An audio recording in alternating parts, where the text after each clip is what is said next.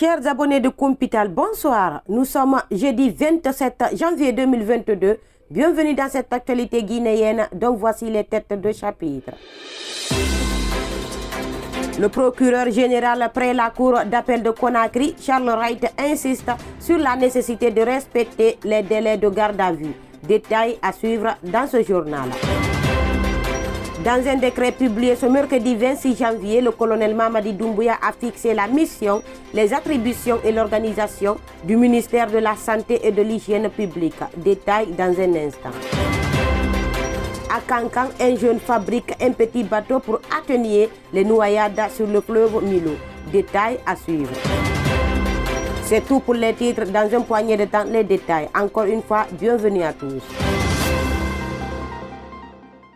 Kumpital. Je vous le disais en titre. Par un décret publié ce mercredi 26 janvier 2022, le président de la transition, colonel Mamadi Doumbouya, a fixé la mission, les attributions et l'organisation du ministère de la Santé et de l'Hygiène publique. Le ministère de la Santé et de l'Hygiène publique a pour mission la conception, l'élaboration et la mise en œuvre de la politique du gouvernement dans les domaines de la santé et de l'hygiène publique et d'en assurer le suivi. À ce titre, il est particulièrement chargé d'élaborer les textes législatifs et réglementaires en matière de santé et de l'hygiène publique et de veiller à leur application, d'élaborer et de mettre en œuvre les stratégies, plans, programmes et projets en matière de santé et de l'hygiène publique, d'élaborer et de mettre en œuvre les stratégies de transfert des compétences aux collectivités locales dans les domaines de la santé et de l'hygiène publique, d'apporter aux collectivités locales les appuis conseils nécessaires à l'élaboration et à la mise en œuvre des programmes et projets de santé et d'hygiène publique, de promouvoir la santé des populations, d'élaborer les schémas d'organisation des soins, de délivrer exclusivement les autorisations et agréments aux établissements d'avenant dans les domaines de la santé sur l'ensemble du territoire national, de coordonner et d'assurer le contrôle technique des soins de santé primaire, de la médecine traditionnelle et hospitalière, des laboratoires, des pharmacies et des centres alimentaires dans les structures de soins publics, privés et mixtes, de faire le plaidoyer auprès des acteurs de la santé et de l'hygiène publique pour la mobilisation des ressources en faveur de la résolution des problèmes de santé et d'hygiène publique, de veiller à l'approvisionnement des services de santé en médicaments, autres produits de santé et en matériel spécialisé, de veiller à la formation continue des personnels de santé, de promouvoir le partenariat public-privé dans les domaines de la santé et de l'hygiène publique, de promouvoir et de coordonner la recherche opérationnelle en santé, de veiller à l'application des conventions, traités, accords sous-régionaux, régionaux et internationaux en matière de santé, d'hygiène publique auxquels la Guinée a souscrit, de promouvoir le genre et l'équité dans les activités du secteur de la santé et de l'hygiène publique, de prendre en compte la dimension environnementale dans les programmes et projets de santé et de l'hygiène publique, de participer aux rencontres, collectes, conférences, séminaires et négociations sous-régionaux et internationaux traitant les questions relatives au domaine de compétences du ministère. Pour accomplir sa mission, le ministère de la Santé et de l'Hygiène publique comprend un secrétaire général, un cabinet, des directions nationales, des services rattachés, des organismes publics autonomes, des programmes et projets publics, des services déconcentrés, des organes consultatifs. Des décrets du président de la transition fixent séparément les statuts des organismes publics autonomes, le mode d'organisation et de fonctionnement de l'inspection générale, du bureau de stratégie et de développement, des programmes et projets publics, des services déconcentrés ainsi que des services rattachés de niveau hiérarchique équivalent à celui d'une direction de l'administration centrale. Des arrêtés du ministre de la Santé et de l'Hygiène publique fixent les attributions et l'organisation des directions nationales et équivalents ainsi que des services rattachés et des services d'appui de niveau hiérarchique équivalent à celui d'une division ou d'une section de l'administration centrale. Kumpital. Le procureur général près la cour d'appel de Conakry veut faire en sorte que les habitudes changent dans le système judiciaire du pays. À ses yeux, le respect des délais de garde à vue est l'un des piliers. Il l'a fait savoir en marge de la cérémonie de remise des habilitations aux officiers de police judiciaire ce jeudi 27 janvier 2022 à la cour d'appel de Conakry. Charles Wright demande aux officiers de police judiciaire de respecter les délais de garde à vue. Si vous voulez proroger, c'est tout à fait légal. Référez-vous au procureur de la République. Au procureur de la République également, n'empêchez pas les officiers de police judiciaire quand ils sont sur des enquêtes. Dans tous les cas, vous n'avez rien à perdre. Le résultat de leur travail finira dans vos mains. Mais il ne faudrait pas que vous soyez des obstacles dans le cadre des activités des officiers de police judiciaire. Et j'ai entendu les gens dire, non, le procureur général a fait des annonces. On croit que ça va s'arrêter là. C'est mal connaître le procureur général que je suis. J'ai entendu trop de gens parler. Mais en Guinée, la sociologie de la République de Guinée nous enseigne tous que tant que vous ne liez pas la parole à l'acte, le Guinéen ne va pas vous croire. Je vous assure sur l'honneur et ma dignité, je mets ma vie sur un plateau de la légalité. Je ne reculerai devant rien, aucun obstacle, sans abus, sans passion. Force restera à la loi. Je ne protégerai aucun officier de police judiciaire. Il n'y a pas une brigade spéciale pour la CRIEF. Ce sont vous les officiers de police judiciaire.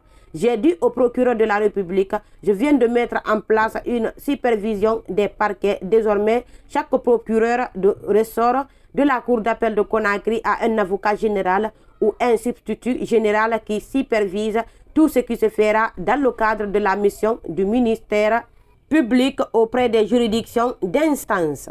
Le ministère du Travail et de la Fonction publique est revenu sur sa décision qui a envoyé plus de 6 000 fonctionnaires à la retraite. Après avoir examiné la liste des 568 agents du ministère de la Sécurité et de la Protection civile, admis à faire valoir leurs droits à la retraite, le département dirigé par Julien Yombouno dit avoir constaté que 280 parmi eux n'avaient pas atteint l'âge d'aller à la retraite.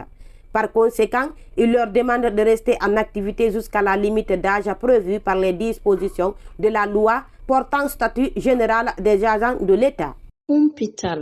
Ce mercredi 26 janvier 2022, le Premier ministre Mohamed Beavogui a présidé le lancement officiel des travaux des journées de concertation sur la cartographie des filières et programmes de formation en République de Guinée, dont le thème est cartographie des filières de formation en République de Guinée. C'est une initiative du ministère de l'Enseignement supérieur, de la Recherche scientifique, de l'innovation qui se déroulera le 26, 27 et 28 janvier 2022 au chapiteau du Palais du Peuple. Pendant cette période, il sera question de faire l'état des lieux du contenu des programmes de formation, de mettre en commun les expériences des acteurs du secteur socio-économique et de l'enseignement supérieur pour une possible liaison entre les politiques de développement et les programmes de formation. Définir les moyens pour pérenniser la liaison qui sera établie entre les acteurs, identifier les pistes de solutions pour cartographier les filières et programmes de formation et enfin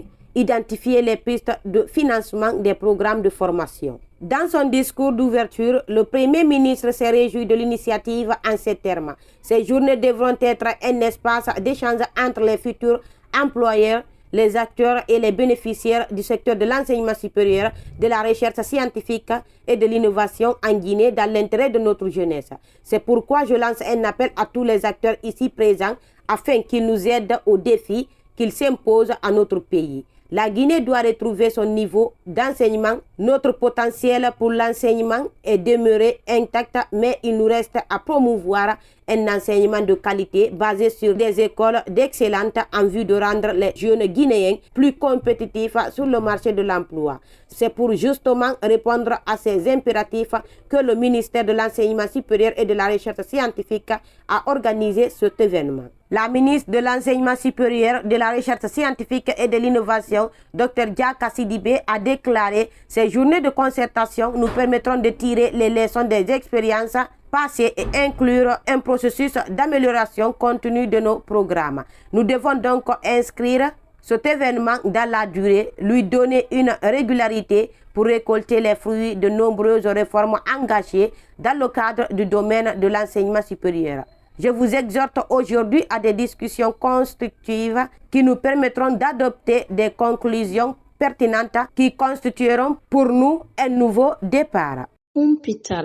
Le procès d'Abdoulaye Bari, secrétaire général de la Fédération syndicale autonome des télécommunications, FESATEL, s'est ouvert ce jeudi 27 janvier à Conakry. Le syndicaliste est poursuivi devant le tribunal de première instance de Dixine pour des faits de diffamation et menaces par la société Pawa Iteka, représentée par Thomas Fofana. Mais à peine ouverte, l'audience a été renvoyée en raison d'une exception soulevée par l'avocat de la défense. C'est en compagnie de son avocat et de plusieurs responsables syndicaux que M. Abdoulaye Bari s'est rendu ce jeudi au tribunal de première instance de Dixine. À l'ouverture de l'audience, le prévenu a comparu devant le juge Amadou Sy, plaidant non coupable des faits pour lesquels il est poursuivi. Aussitôt, son avocat a pris la parole pour soulever une exception relative à la base légale sur laquelle son client doit être jugé. Maître Almami Samori Traoré a indiqué que le syndicaliste ne doit pas être jugé sur la base du code pénal, mais sur la base de la loi relative à la liberté de la presse. Après quelques échanges entre les parties au procès, le ministère public, la partie civile et la défense, le tribunal a renvoyé l'audience au 3 février prochain pour se prononcer sur cette exception soulevée par l'avocat de la défense. Au sortir de l'audience, Amadou Diallo, secrétaire général de la Confédération nationale des travailleurs de Guinée, CNTG, venu apporter son soutien à son camarade Abdoulaye Bari, a déclaré que le prévenu n'est coupable de rien dans cette affaire. Selon lui, le secrétaire de la FESATEL n'a fait que son travail de syndicaliste. Il est en train de défendre les travailleurs qui relèvent de sa profession et c'est ce que l'employeur veut rejeter. Quand on fait un travail lié à la téléphonie, surtout un conseil d'administration syndicale existe et on constate que ces travailleurs sont brimés dans leurs droits, il a tout à fait raison de protester et surtout devant la presse. Environ une semaine après son placement en détention préventive à la maison centrale de Conakry, l'actrice Hadia Prési est testée positive au coronavirus. C'est ce qui a empêché l'ouverture de son procès ce jeudi 27 janvier 2022. Le procès de Hadia Touba, connu sous les réseaux sociaux sous le nom de Hadia Prési, et ses deux complices présumés, Mohamed Cherif Konté et Mamadou Aliou Kanté, devrait s'ouvrir ce jeudi 27 janvier devant le tribunal de première instance de Dixine.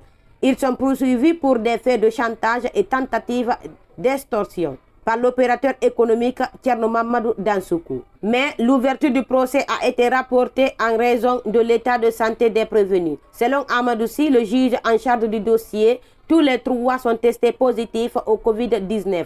Ils sont pris en charge au centre de traitement installé dans l'enceinte de la maison centrale de Conakry, tout comme plusieurs autres détenus qui devaient être jugés aujourd'hui au tribunal de première instance de Dixine. Après 2 jours passés en garde à vue à la brigade de recherche de Kipé, les trois ont été déférés au TPI de Dixine, où ils ont été inculpés et placés en détention préventive à la maison centrale de Conakry. Les partis politiques membres de la CORED, Convergence pour la renaissance de la démocratie en Guinée, se sont retrouvés ce mercredi 26 janvier 2022 au siège de l'Union démocratique de Guinée IDG de Mamadou Sylla à Dixine-Bora. Objectif, réfléchir sur la vague de démission que l'Alliance a connue ces derniers temps et procéder au remplacement des démissionnaires. Au sortir de cette rencontre, de nombreuses décisions ont été prises au sein de la coalition. Après avoir pris acte des démissions du parti de MPDG de Siaka Bari, du parti de Génération Citoyenne GCI, de Fodé Mohamed Souma et de la Guinée pour la démocratie et de l'équilibre GDE d'Aboubacar Souma, les partis politiques membres de la CORED ont procédé au remplacement de ces derniers des postes qu'ils occupaient. Bouya Konaté de l'IDIR occupe désormais le poste de vice-président de la CORED. Dr Abdoulaye Diallo de la NFD est nommé président de l'organe de gestion des élections et ensuite Thierno Mamadou Ba du parti La Nouvelle Génération pour le Changement NGC a été placé au poste de porte-parole de l'intercoalition politique ICP. Alors que la plupart des partis politiques ayant démissionné de la CORED disent ne plus se reconnaître dans les choix et les démarches épargnées engagées depuis un moment par la dite alliance, le président de la Nouvelle-Guinée répond à ces derniers qu'il n'y a aucun engagement ou une alliance politique qui lie la CORED aux autres coalitions appartenant au collectif des partis politiques CPP. Comme annoncé au sommaire, à Kankan, c'est un bateau de 3 places que Mamadi Diallo, coiffeur professionnel, vient de fabriquer pour faciliter aux citoyens de Kankan la traversée sur le fleuve Milo où les noyades sont fréquentes. Il l'a fabriqué à l'aide de matériaux de récupération, réservoirs de véhicules, fer à béton, et il y a placé un petit moteur à essence pour le faire voguer. Et pour le peu qu'il travaille, ce bateau fait déjà le bonheur des populations. Selon Mamadi Diallo, la conception de ce bateau lui a pris 15 ans. Et c'est à Bamako, en République du Mali, que d'un tel projet lui a germé à l'esprit. Dans son quartier à Dalako, Mamadi Diallo est déjà adulé pour son travail. En tout cas, pour Kolumba Konate, un des jeunes du quartier qui souvent vient au secours des personnes en situation de noyade, la fabrication de ce bateau est une contribution énorme pour sauver des vies sur le Milo. Selon certaines sources, dans ce quartier, les autorités locales de Kankan ont déjà rendu visite à Mamadi Diallo. Elles ont admiré son chef d'œuvre et lui ont promis de remonter la nouvelle de la fabrication de ce bateau aux autorités compétentes. Mesdames et messieurs, c'était tout au compte de ce journal. Merci à toutes et à tous de l'avoir suivi. Bonne suite de programme où que vous soyez. Au revoir.